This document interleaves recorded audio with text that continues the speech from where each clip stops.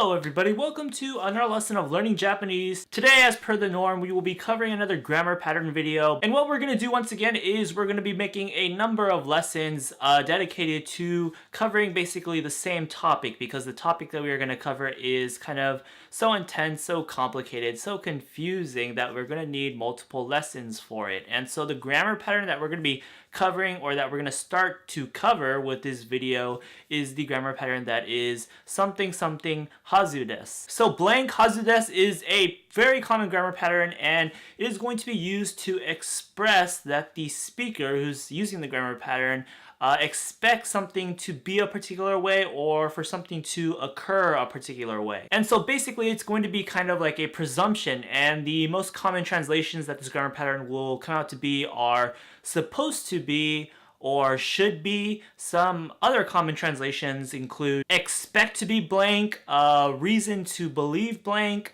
sure that blank, should work out as blank, thought that blank, must be blank, ought to be blank, etc. And just a little trivia here, and perhaps an interesting enough story that will help you remember this grammar pattern.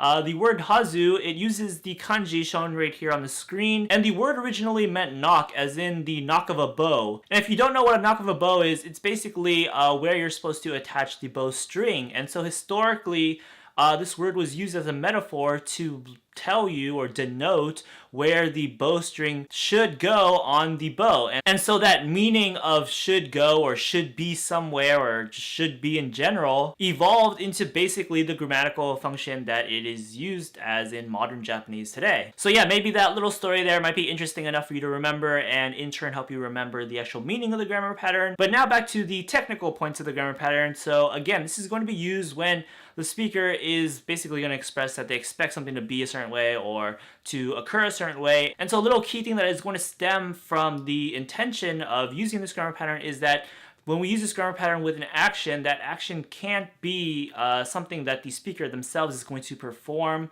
unless that action that the speaker performs does not turn out as the speaker expected. Because a common intention behind using this grammar pattern is basically to express that you thought something would go some way, but it ended up not going that way. And so it kind of acts as an expression of surprise or regret or dissatisfaction. And so just a little extra tidbit that I'm going to add in here that hopefully will kind of help you remember this. But if it just ends up confusing you more, I guess just drop it. But one of the translations that I listed earlier were reason to believe that. And while this isn't the best and most consistent choice of translation for hazu desu, because it kind of sounds unnatural, I have reason to believe that, it may serve as a pretty good mnemonic device, because the interpretation of the English wording, I have reason to believe that, is pretty good at expressing the guidelines of this grammar pattern, in that it expresses kind of a speaker's objective expectation of something, not so much something that he or she is looking forward to happening. And it also corresponds pretty well with that restriction that I noted just earlier about the action,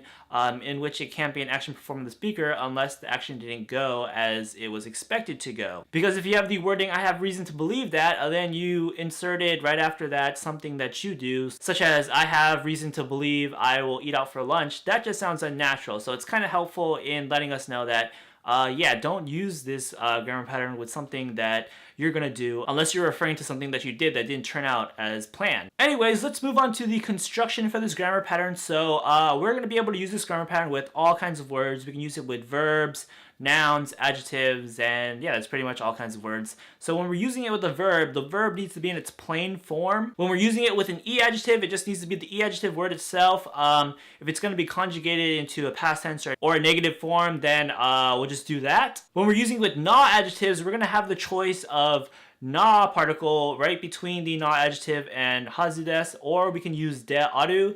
This is very similar to pretty much a lot of grammar patterns, and of course we can also conjugate da and de aru into respective conjugations, such as de atta, datta, and even if we want to use a negative past form, de nakatta. For nouns, they basically have the same rule as na adjectives, except for the particle na will just use no. So it's either going to be no or de aru, and again we can conjugate that into datta or de atta, de wa nakatta, etc. So now here's where things get really confusing with this grammar pattern. When we start talking about the negative form of this grammar pattern or the past tense form of this grammar pattern, So what we're going to do is we're going to try to make it simple by splitting into separate lessons like I said we would in the beginning of the video. So in this lesson now we're going to wrap it up with some example sentences of using this grammar pattern hazudes with pretty basic examples. Then in following lessons we'll go specifically into past tense and negative form. And so the reason why this grammar pattern gets really confusing at this point is because when we're doing negative form and past tense, we actually have two options. We can either conjugate the word that we use with the grammar pattern, such as the verb word or the adjective or the noun, into the past tense, or we can actually conjugate the literal phrasing hazudes into negative form or past tense. And of course, depending on which one we do, there's going to be a different effect. To make things even more complicated, there are actually cases where you can do a double conjugation, as in you can conjugate the word that you're using with the grammar pattern and the wording of the grammar pattern itself to form a double negative or kind of a double past tense. Again, we'll go into that more on following lessons, but what we're going to do now is we're going to go through all the types of words that we can use this grammar pattern with, verb, noun, adjective, non-adjective, and we'll provide an example of a present tense example sentence, a negative form example sentence, and a past tense example sentence, except for verbs, because that gets kind of complicated. And when we're doing that, what we're going to do is we're going to use the easier approach of conjugating the word that we use with the grammar pattern as opposed to the wording of hazudes in the grammar pattern's construction itself. So this video is going to be covering hazudes in its kind of simplest degrees. Okay, so that was a mouthful, and I'm sure it was pretty confusing, but it's kind of something that I can't really help when we're covering this grammar pattern. So without further ado, we're going to jump into the example sentences now using the grammar pattern blank hazudes to mean basically supposed to be blank or should be blank or reason to believe blank, etc. We are going to start off our examples with nouns. So our first example sentence of nouns is going to be a present tense one, and we have the line ashita no shukai wa gogo 3時 no hazu desu. This line is going to translate to tomorrow's meeting should be at 3 p.m. First up, we have the word ashita, which means tomorrow, of course. It's going to be part of a noun modification. It's the first noun. The second noun is the word right after the particle no, that's right after ashita, and that is the word shukai, which is going to translate to basically assembly or meeting. Now what we do is we mark that noun modification with the particle wa to make it the topic, basically. So tomorrow's meeting. And now what we do is we just use the sentence to describe the topic in some way using our grammar pattern hazudes, and we're going to be using it with a noun. And so our noun shows up when we have the word gogo 3時, and this is going to mean 3 p.m. Gogo means basically p.m., and 3時, of course, means 3 o'clock. That is a noun, so if we're going to use it with this grammar pattern, we can choose to either put in the particle no or de aru. We're going to go with no, so 3時 no hazu desu. So hazu desu means should be or supposed to be, and so this line will then translate to tomorrow's meeting is supposed to be at 3 p.m. or tomorrow's meeting should be at 3 p.m. Ashita no shukai wa gogo 3時 no hazu desu. Okay, so that was pretty simple, right? We just use this grammar pattern with a noun, and it's in the present tense, so that means basically something will be something, or I expect something to be this way. I expect the meeting will be at 3 p.m. Now we're going to use a noun in its negative form, so then this will then be I expect something to not be a particular way. And so our next example sentence reads, Kare no kotoba wa uso de wa nai hazu desu. This line is going to translate to something along the lines of, I have every reason to believe that his words are not lies. So let's break down this sentence bit by bit. First up, we have another noun of a noun modification to start off the sentence. Kare no kotoba. Kare means him or he. Kotoba means words. So his words, basically. This will be the topic, so we mark it with wa. Then we have our noun that we're going to use with our grammar pattern, and it's going to be the word uso, which means lie or lies. Like I said, we're using this grammar pattern in this negative form now, so what we do is we conjugate this noun into the negative form, so it has to be in its plain form, so our only option basically is de wa nai. And so that is uso de wa nai. Now we can just plug in the wording hazu desu, and that's what we do. So altogether, once again, kare no kotoba wa uso de wa nai hazu desu. And so what is that going to translate to? I expect his words to be not lies. That's kind of the literal translation. We can naturally transition that into I have every reason to believe that his words are not lies. Okay, so things are still pretty simple, right?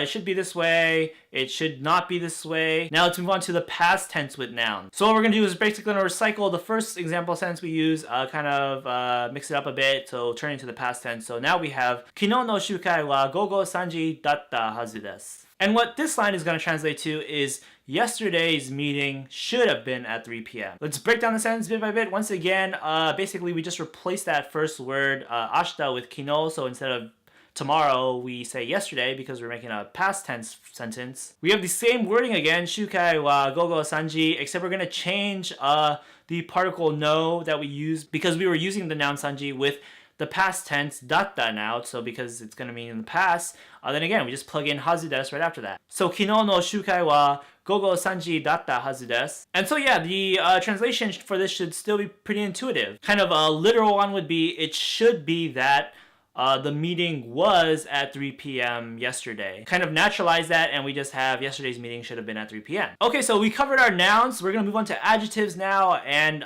things will hopefully still be pretty comprehensible. So, adjectives first up, present tense. 彼女の作ったものは美味しいはずです. Anything she makes has got to be delicious. First up, we are starting again with a noun of a noun modification. 彼女の作ったもの. 彼女 means her or she. We have the particle no to make the modification. Then we have the word mono, which basically means things, but it's being modified by the plain past form verb sukuru or skutta, which means to make or made. And basically that'll translate to things that she has made. We're going to mark that with the particle wa to make it a topic basically, and now we're going to use our grammar pattern with an e adjective. Our e adjective is going to be oishi, which means delicious. We're using an e adjective, so we just plug on the wording hazu desu or hazu da, and that's exactly what we do. And so once again, 彼女の作ったものは美味しいはずです. That's going to translate to anything she makes should be delicious, or I expect things that she makes to be delicious, or anything she makes is supposed to be delicious, something along those lines. Moving on to the negative form, we'll have the exact same sentence, but we'll change oishi into its negative form, oishikunai. And so that will be 彼女の作ったものは美味しくないはずです. And we're not going to break this down word by word because we already did that. Then we only changed the conjugation of a single word. And so you should know that this is going to translate to anything she makes is supposed to be not delicious, or anything she makes is going to be bad, or I expect anything she makes to be bad. Let's move on to the next version, which is the past tense. And so now we have the line 彼女の作ったものは美味しかったはずです. And what this will translate to is basically, I'm sure that what she made was delicious. So basically the key thing to know here is that because oishi is the thing that turns into the past tense conjugation, oishikatta, we're going to say was delicious, but since hazu desu is still in its present tense, our kind of expectation is still in the present tense and not in the past tense. So I'm sure that that's a present tense, as in my expectation is still ongoing. And it's the word that is used with the grammar pattern that is in the past tense. So I'm sure that what she made was delicious. Okay, now let's move on to non-adjectives. Again, we'll do 3. So first up, present tense non-adjective. 雨が降っていましたから道は危険なはずです. This is going to translate to it was raining or it was pouring, so the road should be dangerous. Let's break down this sentence bit by bit. First up, we have ame, which means rain. Ga, to mark it as a subject. Fute imashita is going to be the verb furu, which means to fall. Very commonly used with rain. In its te form, plus the word iru to mean is raining, but iru is conjugating to its past tense, so was raining. Polite past, imashita.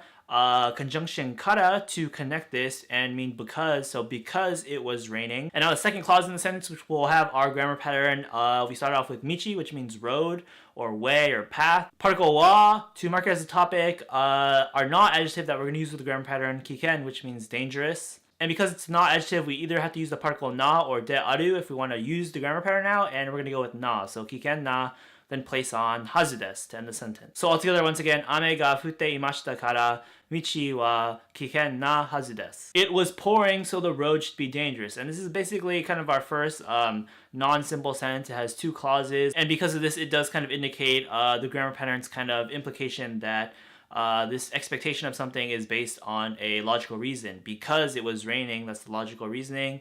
I expect something to be away. The road should be wet, or the road is supposed to be wet. Okay, so next up, example sentence, not adjective, negative form. あの場所は静かではないはずです. We're back to pretty simple sentences now. That place should be not quiet, or that place should not be quiet. First word, ano, which means that. It's going to be modifying the noun right after it, which is basho, which means place. The particle wa to mark place as the topic of the sentence, so that place is. Then we have our not adjective, shizuka, which means calm, peaceful, quiet. We're going to have to add a particle in between this and hazu. We're going to go with negative because this is a negative form. So shizuka de wa nai. Then just plug on the wording hazu desu. So I expect that that place is not quiet, or that place should not be quiet, it's supposed to not be quiet, something along those lines. Finally, for non-adjectives, past tense. Our line reads, boku wa inakatta kara shizuka datta hazu desu. This will translate to something like, I wasn't there, so I'm sure it was quiet. Break this down bit by bit. First up, we have boku, which means I, me, marking me as the topic with the particle wa. And then we have inakatta. This is the negative past plain form of the verb iru, which means to be. So then that would mean was not there, basically. I was not there. Boku wa inakatta. We're gonna add on the conjunction kara to mean because, so since I wasn't there or because I wasn't there. And now our grammar pattern, using the non-adjective shizuka again, which means quiet, peaceful, but we're gonna use it in the past tense. So now instead of de aru or na, we're gonna use datta. So shizuka datta, then hazu desu. It's supposed to have been quiet. And so our full translation of the line, I wasn't there, so I'm sure it was peaceful. Boku wa inakatta kara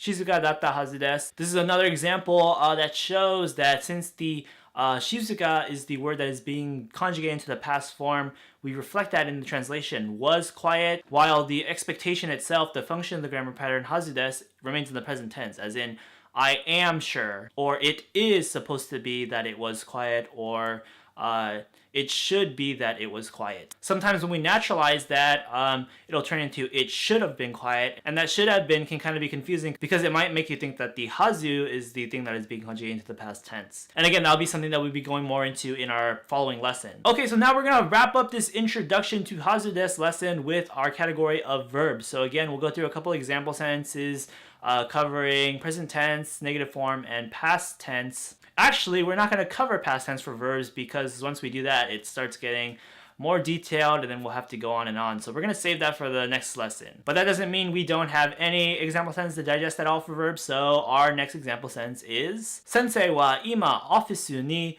irasharu hazu da. This line is going to translate to the teacher should be in her office right now, or the teacher is supposed to be in her office right now. Let's break down the sentence bit by bit. First up, we have sensei, which means teacher. We have the particle wa, marking teacher as the topic of the sentence. We have the word ima to mean now. We have the word ofisu. This is of course the katakana form of the English word office, so it just means office. We have the particle ni to mark office as the location. Then we have the existential verb irasharu, which means to be. Basically, it's the same thing as the verb iru, but this is honorific speech. Since sensei is someone that we are supposed to respect, we use irasharu, which this is the honorific form of the verb iru, basically. It is a verb in its plain form, and it's in the present tense, so we can plug in hazu da now if we want to, and that's what we're going to do. So plug on hazu da, the sentence ends all together once again. Sensei wa ima ofisu ni irasharu hazu da, and that's going to translate to the teacher should be in her office right now, or the teacher is supposed to be in her office right now. I expect the teacher to be in her office right now. I have reason to believe that the teacher is in her office right now, etc. Let's go through another example sentence with a verb in its present tense before we jump into negative form and wrap up this video. Our next line is Kanojo wa ashita Amerika kara suku hazu desu. This is going to translate to she is supposed to arrive from America tomorrow. Break down the sentence bit by bit. First up, we have the word kanojo, which is going to translate to she or her. Mark kanojo with the particle wa to make her the topic. Have the time marker ashita to mean just tomorrow. Next up is America, which is of course America. Right after that, we have the particle kara to mean from, so from America. And now we get to our verb action, which is the verb suku, which means to arrive. This is going to be the verb that we're going to use this grammar pattern with. So right now it's in its dictionary form, it's in the present tense. That's perfectly fine. Let's just plug in hazu desu, and then that will turn into should arrive or supposed to arrive. Altogether, once again, the sentence reads Kanojo wa ashita Amerika kara suku hazu desu, and that is going to translate to she is supposed to arrive from America tomorrow. We are now going to cover our last example sentence in this lesson, and that is going to be a verb in its negative form in this grammar pattern. And so our line is going to be Shogakusei wa sonna ni fukuzatsu wa dai o rikai dekinai hazu desu. This is going to translate to I don't expect elementary school students to understand such a complicated topic, or elementary school students aren't supposed to understand such a complicated topic, or something along those lines. Let's break down this sentence bit by bit. First up, of course, we have shogakusei. This is going to translate to elementary school students, basically. Particle wa marks them as a topic. Then we have the word sonnani. It's going to be modifying the adjective right after it, which is fukuzatsu, which means complicated. And so that complicated is what that's going to translate to, kind of stressing the degree of the complication. Fukuzatsu is going to be modifying the noun wadai, which means topic basically. Topic is going to be the direct object of the verb action that's about to come, so we mark it with the direct object particle o. And then we have our verb action, which is the verbal noun rikai suru, which means to understand, to comprehend. This is the verb that we're going to use with our grammar pattern, and we want to use the negative form, so it's going to change into rikai dekinai because we also want to use the potential form. So this will then be can't understand, and so that's in a plain form, so we can use it with our grammar pattern now. And so we just do that. We plug in hazu desu, and then that will be supposed to be that can't understand basically. Combine it with the rest of the sentence. Shogakusei wa sonna ni fukuzatsu na wadai o rikai dekinai hazu desu. Literally, this will translate to something like, it should be that elementary school students don't understand or can't understand such a complicated topic. More naturally, we might just go with,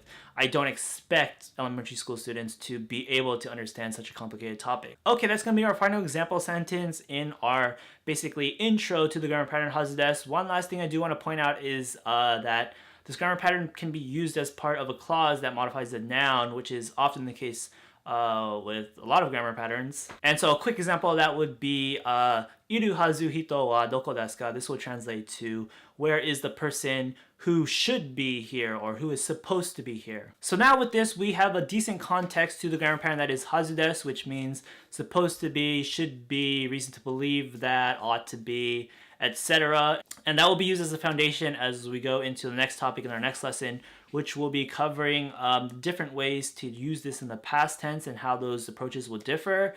Then after that, we'll go into negative form and how those approaches will differ. Okay, so that's going to wrap it up for this video. I hope you learned something, and I hope you enjoyed your time doing so. If you'd like to express that, you can like the video, leave a comment below, or subscribe if you haven't already. If you'd like to support more of these video lessons, or support more of these video lessons being created more often, or support more types of videos, please do consider checking out our Patreon page and consider becoming a patron there. Also included on the screen right now are, of course, a bunch of links on where to find and follow us elsewhere online, including our official website. And lastly, check out our Discord server. We've got a community of hundreds of people learning Japanese just there. So if you're looking for somebody to voice chat with just to practice speaking Japanese, or you have a quick question that needs a quick answer, or if you just want to talk about anime or music or manga or other Japanese things, learn Japanese.becauseofdreams.com/Discord. And with that, see you next time.